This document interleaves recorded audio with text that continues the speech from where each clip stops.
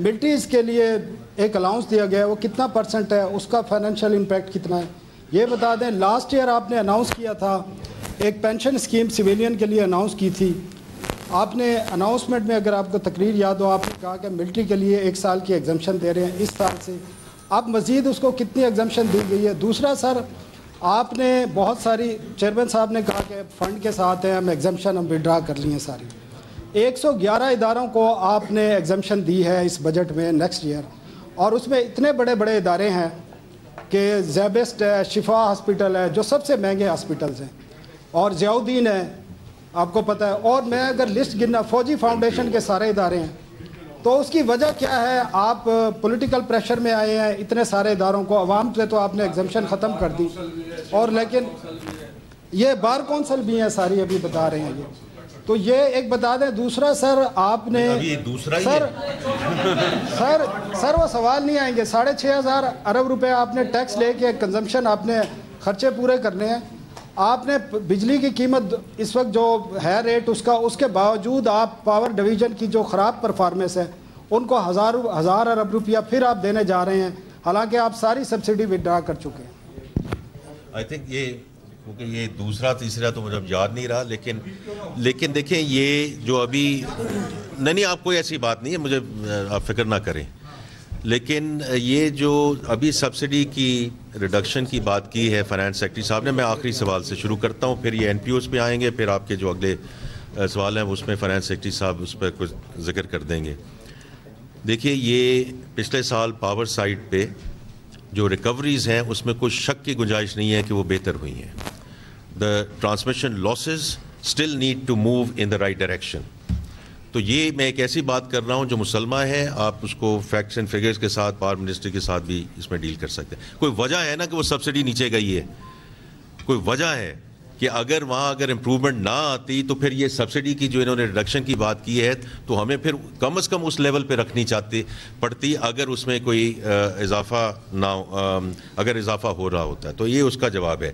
I think یہ جو انہوں نے بات کی ہے جی کچھ اداروں کو جو ہم نے ایگزامپٹ کیا ہے وہ کس بیسس پہ کیا ہے؟ یار دیکھیں بات ہے، دنیا بھر میں ناٹ فار پرافٹ آرگنائزیشن جب پرافٹ کے لیے بنی نہیں ہے تو اصولی طور پر انکم ٹیکس لائبلٹی نہیں بنتی۔ ہمارے ہاں آپ اس پہ بحث کر سکتے ہیں کہ فلاں ادارہ جو ہے وہ فار پرافٹ ہے یا نہیں ہے، لیکن ناٹ فار پرافٹ کی بڑی اسٹرکٹ کنڈیشنز ہے جو میٹ کرنی پڑتی ہیں اور تبھی آتی ہے۔ اب اس کے 2 طریقے ہیں، ایک طریقہ یہ کہ آپ ان کا نام اسکیجول میں ڈال دیں اور تو وہ ان کے لیے ایزی ہو جاتا ہے، ادروائز وہ اپنے کمشنر کو کوئی بھی ادارہ اپلائی کر کے اپنی کنڈیشن سیٹسفائی کر کے کہ میں ناٹ فار پرافٹ ہوں، اس کو یہ سہولت حاصل ہوتی ہے، اور یہ صرف ہمارے یہاں نہیں باقی دنیا میں بھی ہوتی ہے۔ ہاں البتہ ہم نے ایک چینج کی ہے اس دفعہ، ہم نے جو وہ ٹیبل 1 اور ٹیبل 2 تھا اس کو اکٹھا کر دیا ہے، اور آئندہ کوئی بھی ادارہ مستقل اس سکروٹنی سے باہر نہیں رہے گا، اسے پیریوڈیکلی ایون جو لسٹ وہ تھی جو سکروٹنی سے ٹوٹلی باہر ہے انہیں پیریوڈک ریویو کے وہ سبجیکٹ ہوں گے، اور یہ بھی ہماری ریفارم کا حصہ ہے کہ یہ نہیں کہ آپ جب شروع ہوئے تھے تو آپ ناٹ فار پرافٹ تھے، آپ نے اسکیجول میں نام ڈلوا لیا اور اب آپ ہمیشہ کے لیے جو مرضی کام کرتے رہیں، کمرشل ایکٹیویٹیز کرتے رہے، آپ اس سے باہر رہیں گے۔ آپ کو یہ ثابت کرنا ہوگا کہ آپ کمرشل ایکٹیویٹیز اس نیچر کی انوالو نہیں ہے جو فار پرافٹ میں کسی طرح اس اسپانسر کے لیے رزلٹ ہو رہی ہوں۔ دیکھیں اس میں بنیادی جو ڈسٹنکشن ہے دنیا بھر میں وہ ناٹ فار پرافٹ میں ان گورننس سٹرکچر میں ہے کہ کہاں پہ اسپانسر جو ہے اس کا ریلیشن شپ گورننس سٹرکچر کے ساتھ کیا ہے، تو یہ آئندہ کے لیے یہ ریویو ہوا کرے گا۔ ہمیں اور کسی ادارے کو اس میں ڈالنے میں کوئی اعتراض نہیں، لیکن ہم چاہیں گے کہ پریویس جو ادارے ڈلے ہوئے ہیں اور جو آئندہ آئیں گے وہ سب اس سکروٹنی سے گزریں۔ ایکچولی اگر آپ ناٹ فار پرافٹ سے جا کے پوچھیں گے تو وہ آپ کو کہیں گے جی کہ ہمیں غلط ٹیبل میں ڈال دیا گیا ہے اور ہمیں جو ایک کنسیشن ملی ہوئی تھی اسے لے لی گئی ہے، تو میں تو اس کو ایکچولی یہ ڈیفینڈ کر رہا ہوں کہ وہ ہم نے کیوں لی ہے، رادر دین آپ نے ثناء اللہ کیانی صاحب آپ نے یہ جو سوال کیا ہے یہ دونوں نے وزیر خزانہ صاحب پلیز سر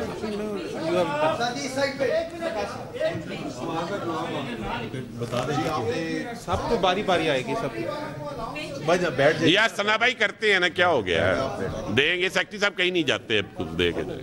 ایک جو آپ نے پہلی بات کی کہ یہ جو 6% سے 10% کا جو انکریز ہوا ہے اس کا کتنا امپیکٹ ہوگا، ہم اس کی کیلکولیشنز کر رہے ہیں، بٹ رفلی یہ آپ کہیں کہ ابھی جو انیشیل اسٹیمیٹس ہے 28 سے 30 بلین کا امپیکٹ ہوگا، اس کا جی ایڈیشنل جو آپ نے دوسری بات کی کہ جو آپ کا جو ملٹری پینشن کے حوالے سے اس پہ میں آپ کو یہ بتا دوں کہ جو ہم نے پچھلے سال سے پینشن ریفارمز کا جو ہم نے سفر شروع کیا ہے اور it was not an easy thing to do خاص طور پہ ایسے ایک ایشو کو ایڈجسٹ کرنے کی کوشش کرنا جو کہ پینشن جتنا سینسٹیو ہو، لیکن ہم نے اس میں جتنی پیرامیٹرک ریفارمز اب تک کی ہیں اس میں ساری یہ منسٹری آف ڈیفینس کے ساتھ ان consultation with ministry of defence کی ہیں.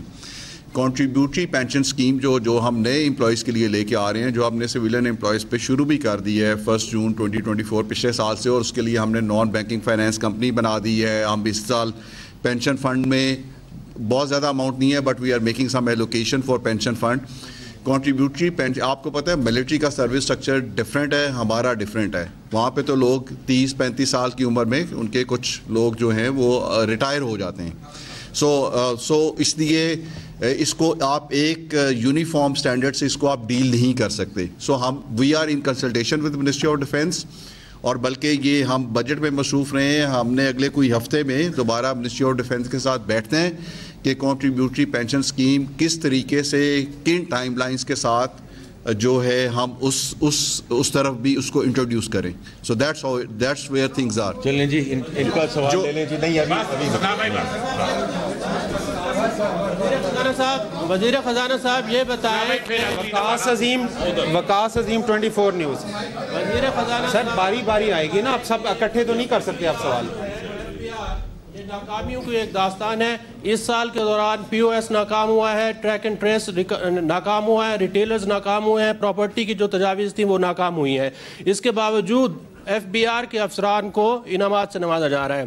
اب جو ٹیکس کا فائنانس بل، ایک سوال پوچھ رہا ہوں، ٹیکس جو فائنانس بل آیا ہے اس میں ٹیکس قوانین ترمیمی بل جسے پارلیمنٹ اور بزنس کمیونٹی پہلے ہی مسترد کر چکی ہے، اس کو آپ نے فائنانس بل کا حصہ بنا دیا ہے. اب آپ یہ اندیا دے رہے ہیں کہ اگر یہ منظور نہ ہوا تو پھر ہم 400-500 ارب روپے کا ایک منی بجٹ لے کر آئیں گے. تو یہ کس طرح کی ٹیکس پالیسی ہے؟ انٹرپریٹیشن بالکل ٹھیک ہے. میں دوبارہ وہی بات کروں گا کہ اگر یہ انیبلنگ پروویژنز ہمیں نہیں دی گئیں تو ہمیں یہ ایڈیشنل ٹیکسز لگانے پڑیں گے. Thank you. السلام علیکم سر.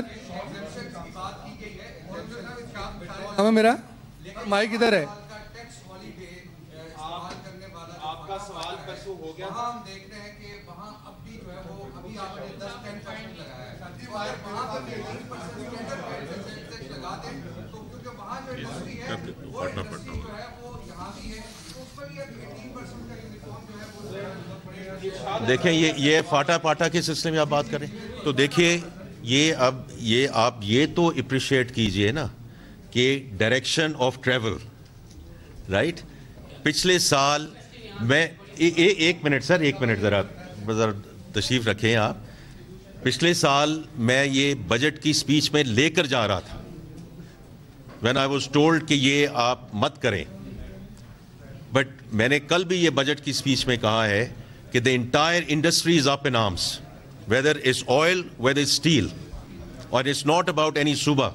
میں سرحد چیمبر خود جا کے حاضر ہوا تھا، وہاں سے یہ ڈیمانڈ آئی کہ آپ اس کو اس سائٹ پہ لے کے جائیں. تو اس دفعہ آئی تھنک میں بڑا مشکور ہوں رانا ثناء اللہ صاحب کا، کیونکہ ان کی سربراہی میں یہ ایک پوری کمیٹی بنائی گئی جس کے بیسس پہ یہ ڈیسائیڈ کیا گیا کہ اس کو بتدریج آگے لے کے جایا جائے. تو ہم اس کو 10% سے شروع کر رہے ہیں اور اب آپ کی بھی سپورٹ ہے، انڈسٹری کی بھی سپورٹ ہے. اب نے انشاءاللہ we have to take it through the finishing line. Sir Irshad Ansari کا سر سوال ادھر چلا گیا. مائک ابھی اکرام ہوتی صاحب کریں گے. سر اکرام بھائی آ رہے ہیں آپ کافی دیر سے. جی آپ بتائیے. جی آپ بتائیے. میرا تنخواہ بڑھائی گئی ہے، یہ رننگ بیسک پہ ہے، اس کا ایک تو بتا دیجیے گا. دوسرا یہ کہ سر آپ نے بات کی کہ جو اراکین پارلیمنٹ ہیں ان کی جو تنخواہیں ہیں وہ ٹھیک ہے آپ نے بڑھا دی، ڈیو تھا. لیکن سر جب چھوٹے طبقے کی بات آتی ہے وہ ریڈ ٹیپزم کا کیوں شکار ہو جاتا ہے؟ ای او بی آئی کی پینشن جو ہے وہ بڑھائی گئی، اپروول ہو گئی، فائنانس نے بھی اپروول دے دی، ابھی تک اس کا نوٹیفیکیشن نہیں ہوا. ایک تو اس پہ تھوڑا سا کلیئر کر دیجیے گا. تیسرا جو کلیئرنس ہے وہ یہ ہے کہ آپ نے کہا کم از کم اجرت کا.